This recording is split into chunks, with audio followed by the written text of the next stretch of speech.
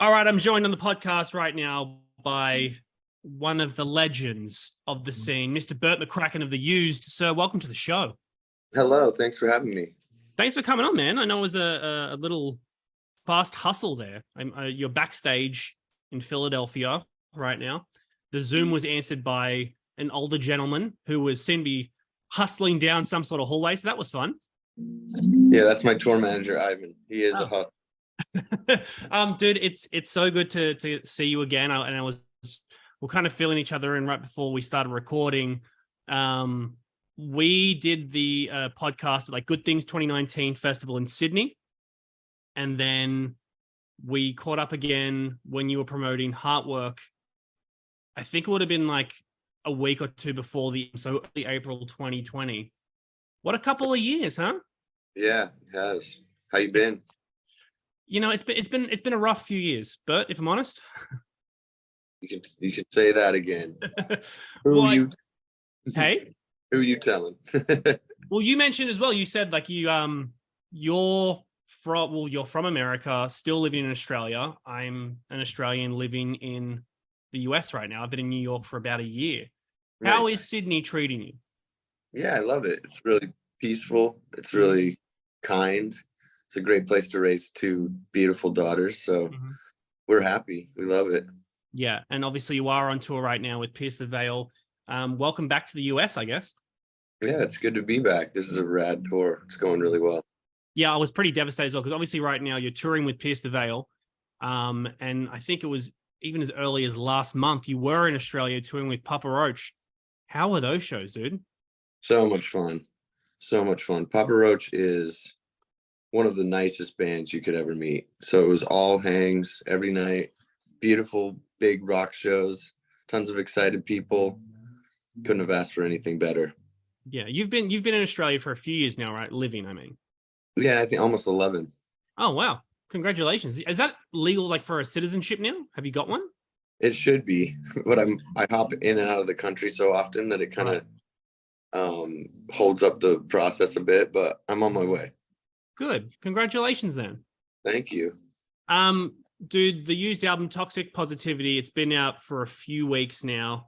Congratulations on this record. Again, we last caught up as you were promoting Heartwork, and I remember that conversation well. And for people listening, we were so early in the pandemic that we were doing that call over a phone call. We hadn't even got hip to the fact that you can do this shit over Zoom. Yeah. And I remember we were kind of talking about the album, and again, that's one of my favorite Used albums of your entire catalog. And we were talking about like, what do you do now? Because you can't go out on the road, you can't tour, you can't really do anything. So to kind of give us a little platform to jump off, April 2020, I know the last few years have been very interesting for you, to say the least. What happened during that time? Because I kind of went back and listened to that chat, and you and I, as most people were like, we don't know what the fuck this is. We don't know how long it's going to last. We'll see. We'll get back out on the road soon. What have the last few years been like for you and the band? Yeah, it was pretty devastating. We got home from a really, really awesome tour, little club tour. We got home around February 25th. We had heard rumors that there was this virus out that was going to shut down the whole world. Our old manager was out at the show talking about it. And we were honestly really skeptical. Like, sure, that sounds right. Yeah, of course, there's going to be a virus that shuts down the world. Sure enough, go home. A week later, everything shuts down. And I think at that point, we were just hoping and hoping and hoping, you know, it'll open up in 2 weeks. It'll open up in another month. It'll open up in 2 months. Really devastating. Felt like a blow to the face every time we had to wait another 2 months, another 3, 4 months, 6 months. It got fucking out of control. And yeah, it was horrible. It was devastating on my mental health.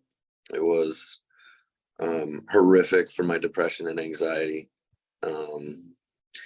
Yeah, and it lasted way too long.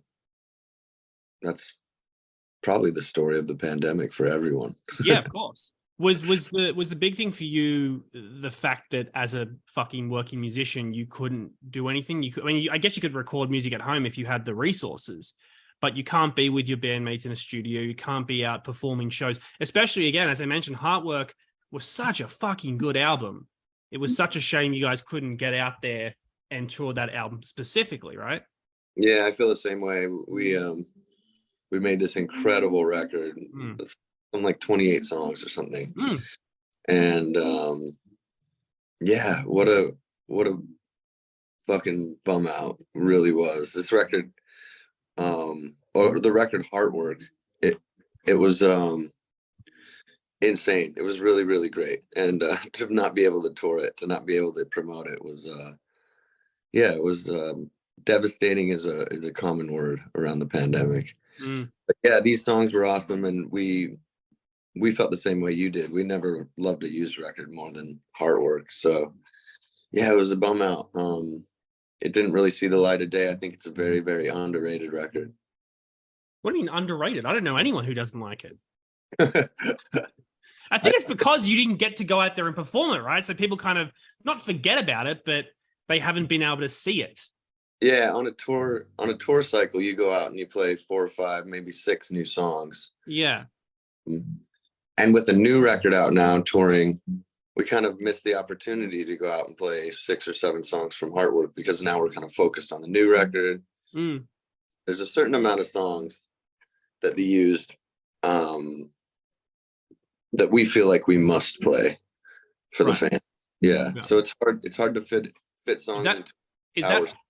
Is that frustrating as hell when you're 20 plus years deep into your career and there are these songs that you want to get out and perform, but like you said, you know, there are certain songs the fans want to hear this one?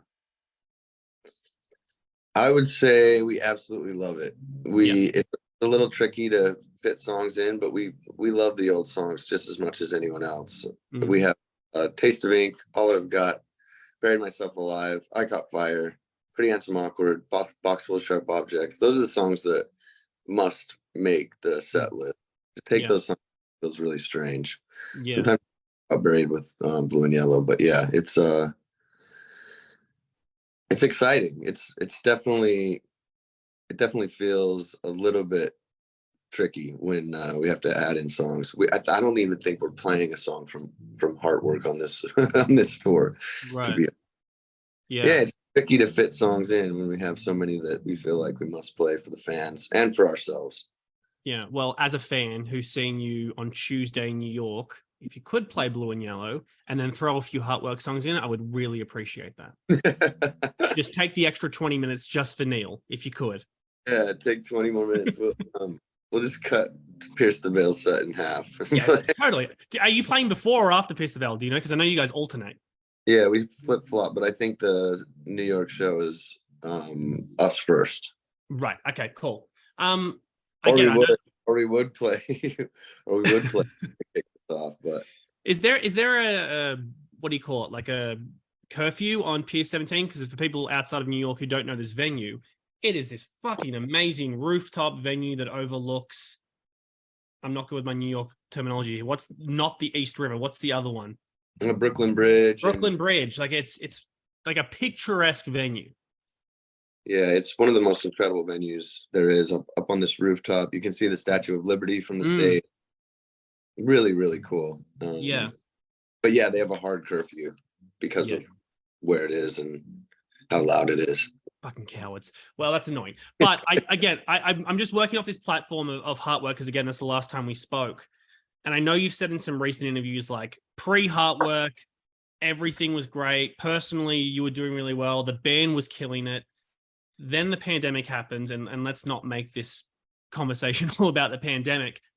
The pandemic does happen, and then in August 2021, you guys go back into the studio. Where was your head at then as far as did you even want to go back into the studio?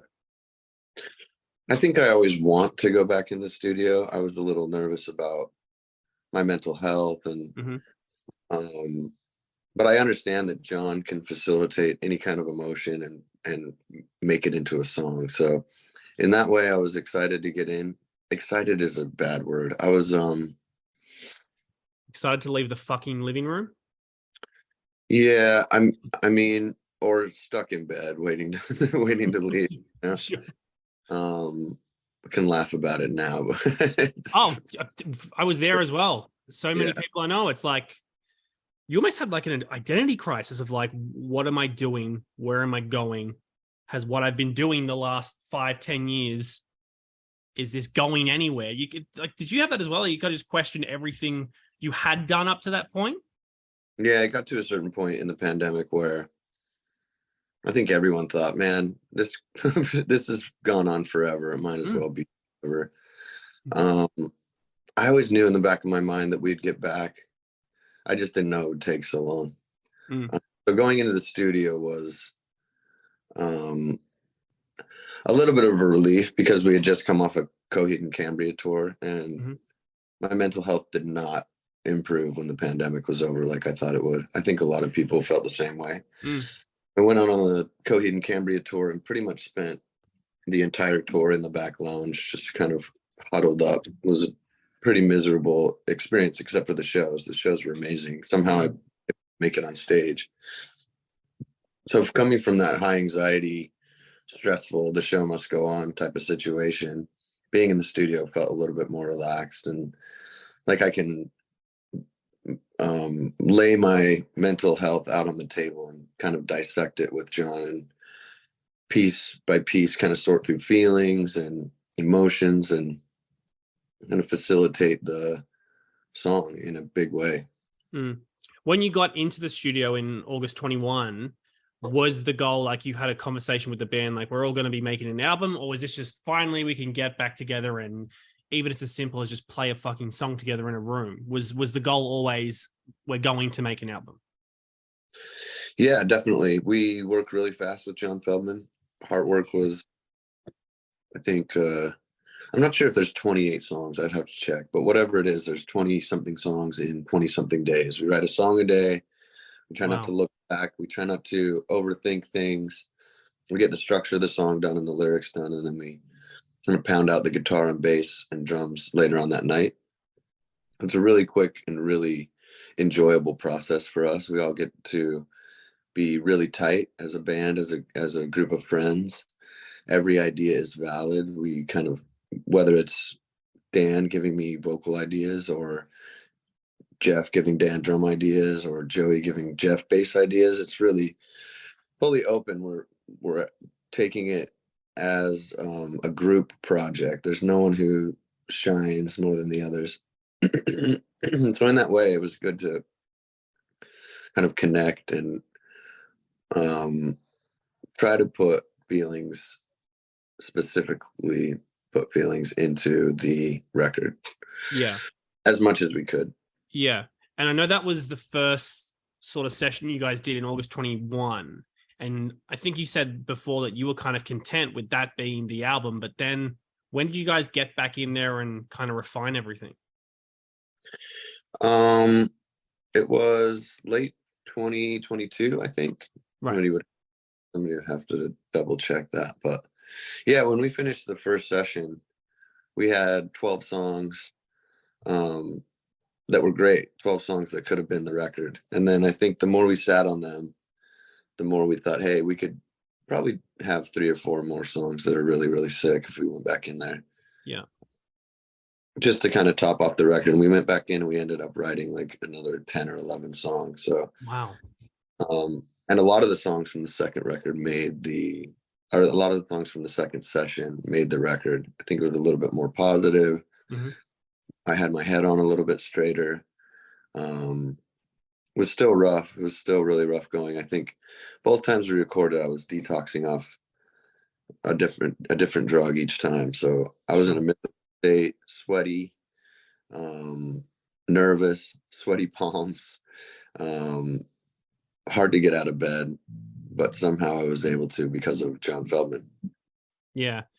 Feldman's on such a fucking roll, isn't he? Like I had Dan from Story of the Year on a few months ago and he produced their last album. And the man is just like Blink, Avril Lavigne, you guys, Story of the Year. I think he does like 5 seconds of Summer's album. Like he's like the Travis Barker of producing. Like he can produce with anyone and on anything.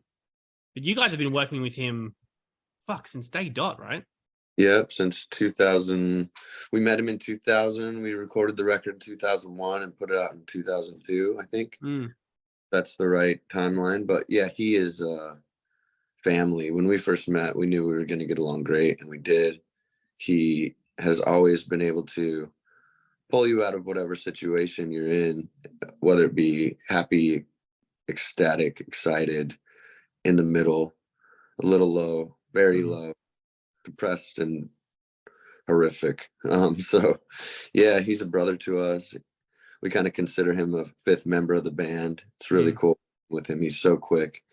He's a genius songwriter. So it really helps in the recording process to have someone who knows about songs and about songwriting.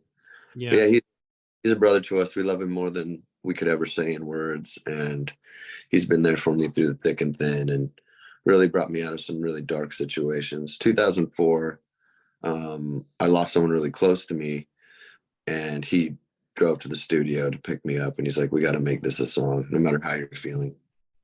So that's kind of been the theme and the process of working with him. He works so hard that it kind of pushes me to work harder. And usually that would be the opposite. If somebody's working really hard and telling me to work really hard, I'd probably say, no, fuck you. Yeah. But he's got this strong, kind of friendly urgency to his writing process that, yeah, it makes me want to push harder. I don't remember if I'm remembering the story right, but I think the last time we spoke, when it would have been around 2004, when the Used were really kind of hitting mainstream, and you didn't really like that, the fact that the band was blowing up in such a big way, and like you disappeared, you almost like ran away, and Feldman was the one that like was like walking through beaches looking for you. Am I remembering that wrong? No, that's right. During the first record, I kind of freaked out a little bit. Yeah. With all the labels and all the excitement and everybody wanting to sign us and put us on MTV and all sorts of stuff. Kind of freaked out a little bit, whether it was my own self-doubt or whether it was just my upbringing. All my favorite bands have very, very little fans and were never on the radio. And Mm. um, I always kind of used Converge as the example. They were never on a big label. They never tried to do anything outside of their, yeah, they were just kind of stayed in their lane. I met this girl. I escaped to Santa Barbara, Mm. turned my phone off for like a week and a half, 2 weeks. And when I got back, he was very upset, but very, I don't even know what the word could be. He was, he was very, very mad at me, grabbed me, threw me back in the studio. Wow. That's nuts. I have a Yeah, follow-up question on that. self-sabotage has been a part of my life, I think, for a long time. I think that when something's going really well, I freak out. I want to destroy it. I don't know why. Yeah. How are things now? I guess surely we can say we're not officially out of the pandemic, but we can go back out. You can play shows. You mentioned at the start of the show, you have a beautiful family and 2 kids. You live in Sydney, Australia. How are things for you as of June 2023? Yeah, I feel like we are out. I feel like there's no more pandemic left. Every show is just like the shows pre-pandemic. It wrecked my head. It really did. And I think, like everyone, I thought that I would be healed when the pandemic was over, but it stayed. It stayed with me as some residual nightmare. And I'm still dealing with it. Touring and playing shows helps a lot. I think that everyone can find something that helps a lot, whether it's drawing, painting, writing poetry. Everybody has a tiny bit of creative spark, whether it's building something or constructing something, or yeah, I think everyone has an outlet if they can find it. I found mine a long time ago, but yeah, it's still been really tough. Yeah. Are you at that stage? I know a lot of bands have different opinions on it. Do you bring your family and or kids out on the road with you? As much as I can. They were at the Sydney show, but Sure. my girls are a bit too young to travel. They're a bit too involved in school, and Sure. their extra activities. They do ice skating, they do all sorts of stuff. So it's a bit hard to bring them out, but when we were in Sydney, they both came out, they both sang solos. It was really incredible. My daughters have no fear of the stage. They have absolutely no fear of big crowds. It's pretty incredible. Are they into music? Love it. They're very into music. As the father of those girls, with the music you're into, can you show them the stuff you're into? Like, would you show them a Converged? Yeah, they like all sorts of music. They're really into pop, obviously. Sure. They love a good pop melody, but I can put on songs and they can enjoy dad's music as much as possible. I'll put on some Kim Dracula and they can rock. You can put on like Lunacy Fringe. That's pop-ish, right? Yeah, they like a lot of the used songs. My daughter, it's so cute. My daughter just sent me like a voice memo saying, "Dad, I feel like when I listen to your songs, I'm getting a big hug from you." So, oh, yeah. Jesus Christ. What song? Any song. I think they're listening to the new record now. They Right, love Fuck You. They love it. Do you have to be like F you? We don't say that word in that house. No, the way we approach swear words is like a lot of people think these words are bad. We don't know where that came from. We don't really care, but if you say it in school or you say it around your friends, you're going to get in big trouble. It's kind of smart. They're going to say it eventually, right? Yeah, of course. You can't stop people from being people, especially kids. Yeah. I did want to ask you as well, and I've had a few guests on the show as well from that scene. I mentioned Story of the Year. I've had Vic from Pierce the Veil. I've had Andrew McMahon, Tom DeLong. Take away the pandemic side of things of the last few years. What has made a big comeback, and let's be honest, probably a lot of it has to do with being stuck inside and getting nostalgic, is the emo pop punk scene, whatever you want to call it. Right. How have you taken that? Because I know you guys played the inaugural When We Were Young festival, which was just fucking enormous. And so many bands from that scene are either making a comeback or they're just blowing up all over again. You know, like Tom's back with Blink, Yellow Card are about to start a tour. My Chem just finished a tour. As an emo fan myself, and as a fan of that music since the early 2000s, the Used never fucking left. So do you look at that with kind of like, that's nice? Are you kind of like, fuck you, making a comeback? There's a lot of excitement. It really adds to everything. I mean, the resurgence of emo adds to the big crowds, adds to the excitement of the shows. So in a lot of ways, we're just excited to see a lot of bands coming back. We do have a bit of a chip on our shoulder, and we say it from stage. We never went anywhere. We never broke up. We've been a band for 23 fucking years, doing it the whole time. And not a lot of bands can say that. We feel really grateful and really lucky. There's like very few, right? Like, and the ones, or at least at the scale that you guys have had, like you guys have always been able to maintain that level of success. Like it wasn't like once that phase dropped off, you guys went and played in dive bars. You guys have always been playing big venues. The albums have always been so fucking good. But yeah, the scene has kind of like taken on a life of its own all over again. Like it almost feels like it's 2004 again. Yeah. 2004 went to 2010, and emo kind of had this with EDM music. EDM music became very, very popular. Sonny Moore is now Skrillex. That's still wild to me. When you look at old photos of Sonny Moore, the boy rocks a mascara. Let's just say that. Yeah. We were good, really good friends. I think that riding out that wave was exciting for us to try to fight our way back up to the top, if you will. The Youth has never really expected much from, as far as being the biggest band in the world. When we first started, it was Warped Tour that was our measure of success. If we were able to play Warped Tour, then we succeeded as a band. So everything from then really has just been, what do they say, icing on the cake, if you like cake, which I hate. Cupcakes? Not into it. I'll have a pie or a cheese. Good. Let's use that saying then. Have you been able to reconnect with like old friends from that scene again, like who maybe on these, like say When We Were Young, like this year, for example, like a band like Finch are playing.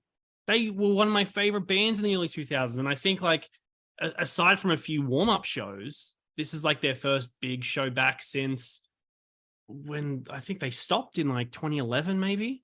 Yeah.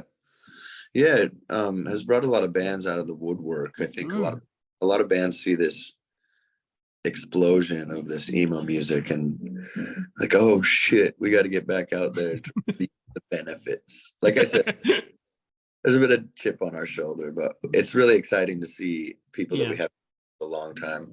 We're the type of band that if we tour with a band, they're family, and we like to make very close friends everywhere we go. We're very kind band. We're very nice. We don't treat it like some kind of expected where there's no hierarchy,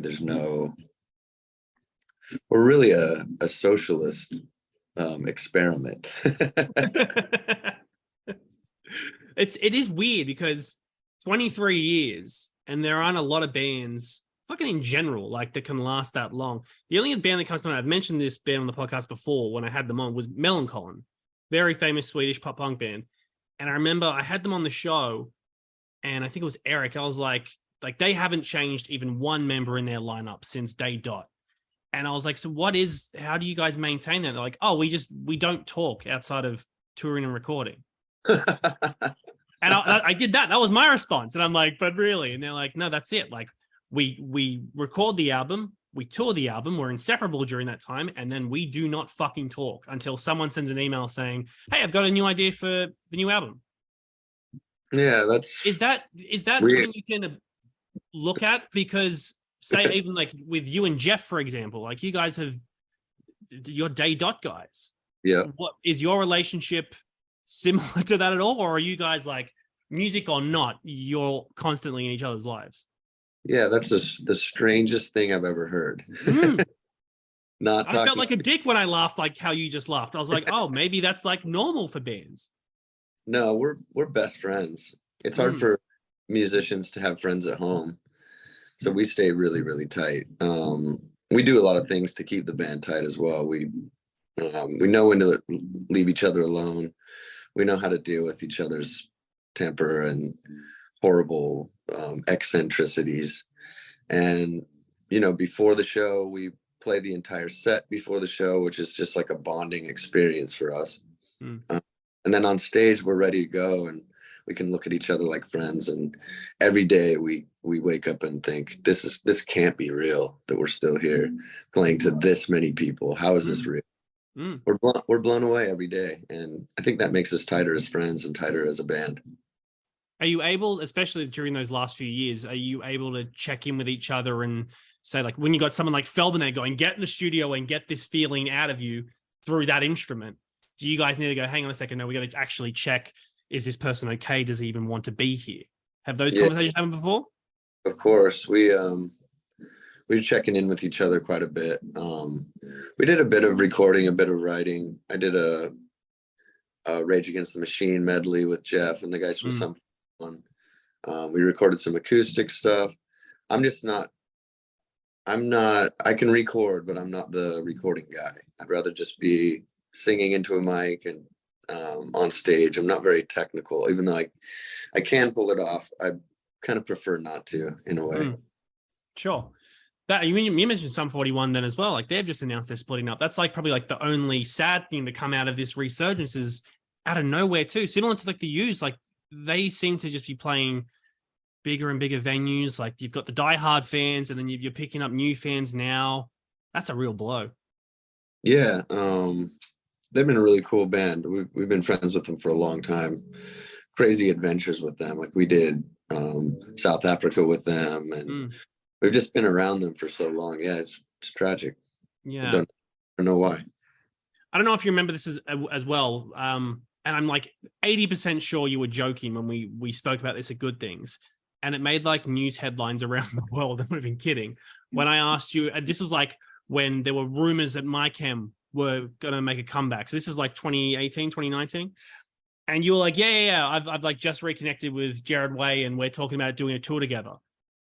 Everyone was like, oh my God, the Used and MyChem are doing a comeback tour. And I was like, I remember when Bert said that to me, like he said it with like a smile on his face, like he was taking the piss, and they're like, no, it's happening. Number one, is that bullshit? Of course it is. I have talked to Gerard a few times in text, and it's not like we're enemies, but yeah, I don't know why they don't want to take us out. Maybe they're afraid. I'm just joking again. This is all bullshit talk. I do think, however, in all seriousness, My Chemical Romance and the Used tour would probably be the biggest tour of all time. Yeah, I agree. Yeah, so we'll just see. Is it too much of a dick question to like just say flat out to them, like, hey, how do you feel about touring together? We've tried. I mean, obviously the option's been there on the table, and even when they did their tour, I'm like, you take us out. And for some reason, they're trying to avoid these. Maybe they still have feelings, you know, and we don't. I don't know if they're actually doing like a proper comeback. Like, do you know if they're doing an album? They just did like a massive world tour, but I think they've only released like one song during that whole period. Yeah, I have no idea. It doesn't make any sense to me. We don't function like that. I'm trying to get another global headline out of here, please, Bert. So just anything, just lie. Yeah, we're very involved with the songwriting process of My Chemical Romance's venture to come back. We helped them write the songs. They're putting out a record that we wrote, which is crazy. And they're all deeply, deeply in love with us. They call us all the time. They check in. I'm going to cut out the part where you laugh, just so you know.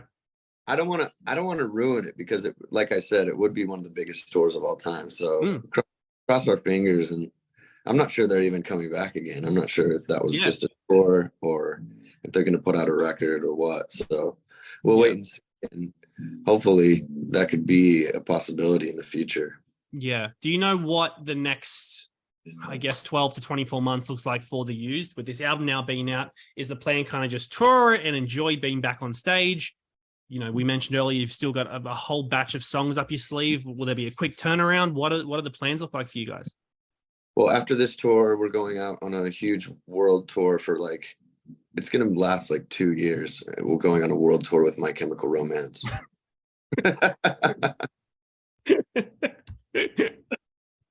No, the rest of the year. There it is. There's the exclusive, motherfuckers.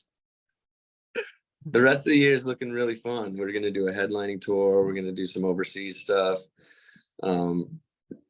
Hopefully get to places that we haven't been to in years and years and years. But we're so excited about this new record. I think that the most exciting thing to happen to us since the beginning of our career. And we're riding the wave. We love it. We're playing new songs that feel like we've been playing them for years and years and years, which is often when a song translates like that from recording to live. It's really cool. It's a good feeling.